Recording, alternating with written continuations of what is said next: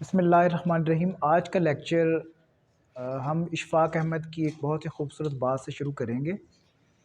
इशफ़ाक़ अहमद कहते हैं कि कभी भी इंसान को ना अपने अंदर के उस बच्चे को नहीं निकालना चाहिए जो हर इंसान के अंदर मौजूद होता है।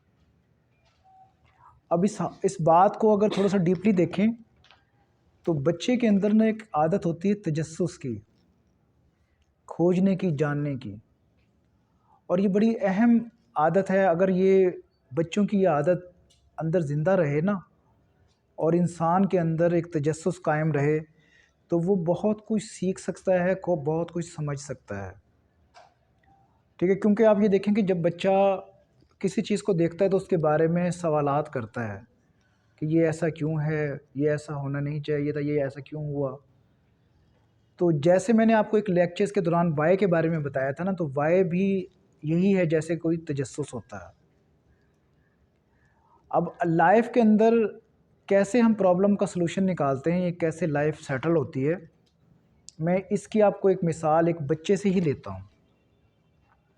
एक बच्चा होता है, वो गांव में अपने ग्रैंडफादर के पास जाता है मिलने के लिए, छुट्टियां गुजारने के लिए। और वो अपने ग्रैंडफादर के साथ खूब खेलता है, हंसता है और जो है वो वक्त को एंजॉय करता है। और उसके जहन में एक तजस्सुस आता है, एक बात आती है। तो वो अपने दादा से सवाल करता है कि दादा जान, मैं कैसे अपना बेहतर मुस्तकबिल बना सकता हूँ, या मुझे ऐसा कौन सा काम करना चाहिए कि मेरा मुस्तकबिल बहुत अच्छा हो जाए। दादा ने उसकी बात को सुना और बड़ा उनको हैरानी हुई कि इतनी सी उम्र में इस बच्चे ने सवाल किया। अब उन्होंने उसके मुताबिक ही उसके सलूशन को जो उसको देने के लिए जो है ना वो उन्होंने सोचा। वो उसको बच्चे को लेकर ना नर्सरी में जाते हैं और दो ना पौधे लेते हैं। दोनों पौधे ना वो गमले के अंदर लगा देते हैं। एक पौधे को वो घर के अंदर रखते हैं और एक घर के बाहर रखते हैं। अब वो बच्चे से सवाल करते हैं कि बेटा आप ये बताओ मुझे कि जो घर के अंदर रखा हुआ पौधा या जो गमला है जिसके अंदर पौधा है, ये जो घर के बाहर गमला और पौधा है, इनमें से सबसे जल्दी कौन ग्रो करेगा। अब उसने बच्चे ने क्या जवाब दिया होगा, बताइए। हाँ जी, कितने लोग हैं जो कहते हैं बाहर वाला और कितने लोग हैं जो कहते हैं अंदर वाला। ठीक है। अब बच्चे ने कहा कि बाबा जी ऑब्वियसली जो अंदर वाला है वो ज़्यादा सेफ है, वो ज़्यादा कंफर्ट जोन के अंदर है, उसको पानी भी मिलेगा और वो हर किस्म की बारिशों से भी महफूज रहेगा, धूप से भी महफूज रहेगा, तूफ़ानों से भी महफूज रहेगा। जबकि जो बाहर है उसको धूप भी होगी का सामना भी करना पड़ेगा, बारिश का भी सामना करना पड़ेगा, तूफ़ानों का भी सामना करना पड़ेगा, और कोई आते जाते उसको तोड़ ना दे, ये रिस्क भी रहेगा। तो उसके ग्रैंडफादर ने कहा चलो इसको कुछ टाइम देते हैं और उस टाइम के बाद हम देखेंगे और उसका मैं आपको जवाब दूंगा। वो छुट्टियां गुजार के चला जाता है, कुछ काफ़ी साल गुजर जाते हैं। वो फिर दोबारा जो है ना उसके जहन में वो बात आती है और वो अपने दादाजी के पास फिर गाँव जाता है।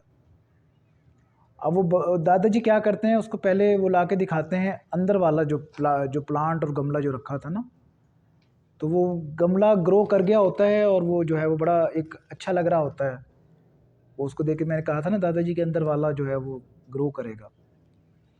अब वो उसको बाहर जब लेकर आते हैं तो बाहर वो देख के हैरान हो जाता है कि बाहर वाला तो पूरा दरख्त बन चुका होता है, उसकी शाखें भी निकल चुकी होती हैं, वो सायादार भी बन चुका होता है।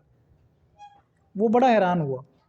तो उसके दादाजी ने उसको समझाया कि देखो कि ज़िंदगी के अंदर जो सऊबतें, जो तकालीफ, जो परेशानियाँ आती हैं वो इंसान को जल्द मैच्योर कर देती हैं, मजबूत कर देती हैं।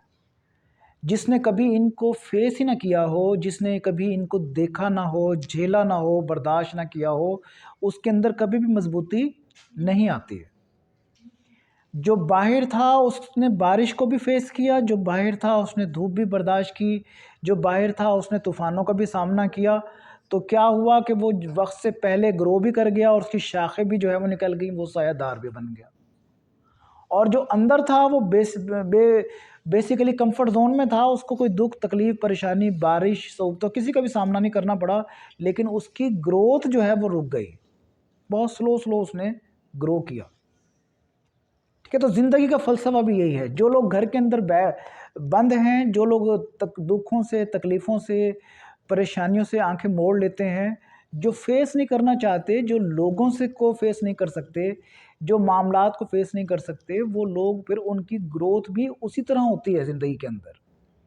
वो देखिए, मैं इसकी मिसाल आपको आर्मी की देता हूँ। अगर आर्मी के लोगों को सख्त ट्रेनिंग ना कराई जाए तो सख्त हालात का मुकाबला नहीं कर सकते हैं। इसी तरीके से अगर आप लोग अब खुद को घर में बंद कर लें या घर में आपको कहा जाए कि घर से बाहर ना निकलें, आप आगे नहीं बढ़ सकते, आप आगे कुछ भी नहीं कर सकते, जो भी ये कह रहा है, आप खुद कह रहे हैं या आपको कोई आपकी फैमिली में कह रही है, तो उनको उनको इस तरीके से लॉजिकली समझाएं कि बाहर निकलना, काम करना, लोगों से मिलना, चीज़ों को फेस करना, वो इंसान के अंदर बेसिकली क्या है कि वो मैच्योरिटी लेकर आता है और मजबूती लेकर आता है। अब इसकी एक और मिसाल देखें। ईगल का नाम सुना है किसी ने?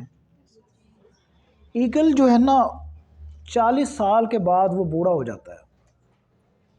उसके जो पर है ना, वो भी जो है वो उड़ने के काबिल नहीं रहते, यानी कि बहुत कमज़ोर हो जाते हैं। और उसकी चोंच भी जो है ना, वो बहुत कमज़ोर हो जाती है, जिससे वो ना शिकार कर सकता और ना ही वो खा सकता सही तरीके से। अब उसके पास दो रास्ते होते हैं, या तो वो इसी तरह अपनी मौत का इंतज़ार करे और इस दुनिया अपनी ज़िंदगी के खात्मा तक जो है वो कर ले और ख़त्म हो, या फिर दूसरा रास्ता कि अपनी ज़िंदगी को रीशेप करे। अब ईगल क्या करता है? वो दूसरा रास्ता इख्तियार करता है।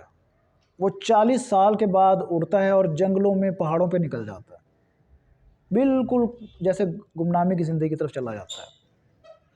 पहाड़ पर जाकर वो क्या करता है? सबसे पहले अपनी चोंच को ना, जो टूटने वाली होती है, कमज़ोर होती है, उसको वो पहाड़ पर मारना शुरू कर देता है। मार मार मार मार वो अपनी चोंच को तोड़ देता है और नई चोंच आने का इंतज़ार करता है। फिर जब नई चोंच आती है, उस चोंच से वो अपने पर सारे के सारे ख़त्म कर देता है।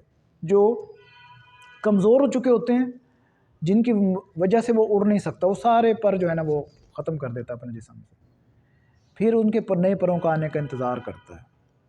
अपने पंजे जो होते हैं, जो कमज़ोर हो चुके होते हैं, वो उनको भी ख़त्म कर देता है, चोंच से खुरच देता है सारे। फिर उनको भी वो उन पर पंजों का भी आने का इंतज़ार करता है। यानी कि 40 साल की एज में वो उधर चला जाता है जंगल के अंदर, और वहाँ पर 130 दिन का प्रोसेस वो पूरा करता है लाइफ रीशेप करने का। ठीक है, आफ्टर 130 डेज वो दोबारा वैसे ही हो जाता है जैसे वो पहले था। वो दोबारा बुलंद परवाज़ी से भी उड़ सकता है, शिकार भी कर सकता है, और शिकार कर भी सकता है, अपनी चोंच से शिकार को खा भी सकता है। और 40 साल के बाद वो दोबारा 30 साल ज़िंदा और रहता है। अब आप देख लें, आपके पास भी वही दो रास्ते हैं। या तो अपने आप को मायूसियों के अंधेरों में गुम कर लें, या फिर ईगल की तरह अपने अंदर जो है वो एक दोबारा ड्राइविंग फोर्स को ज़िंदा करें और अपनी ज़िंदगी को दोबारा बना लें। जो गुजर गई वो तो वापस नहीं आएगी ना, लेकिन जो अभी रहती है उसको तो बेहतर बनाया जा सकता है, उसको तो खुशगवार बनाया जा सकता है। ठीक है, तो बात ये है कि फ़ैसला इंसान के अपने अपने बस का होता है। अगर वो इंसान कंसिस्टेंट है, उसके पास वो मुस्तकिल मिजाज है, उसकी ज़िंदगी का कोई मकसद, तो यकीन करें वो अपनी ज़िंदगी को बेहतर बना सकता है। तो मैं उम्मीद करता हूँ कि आज का लेसन आप लोगों को समझ आया होगा। कल इंशाअल्लाह ताला दूसरे लेसन के साथ दोबारा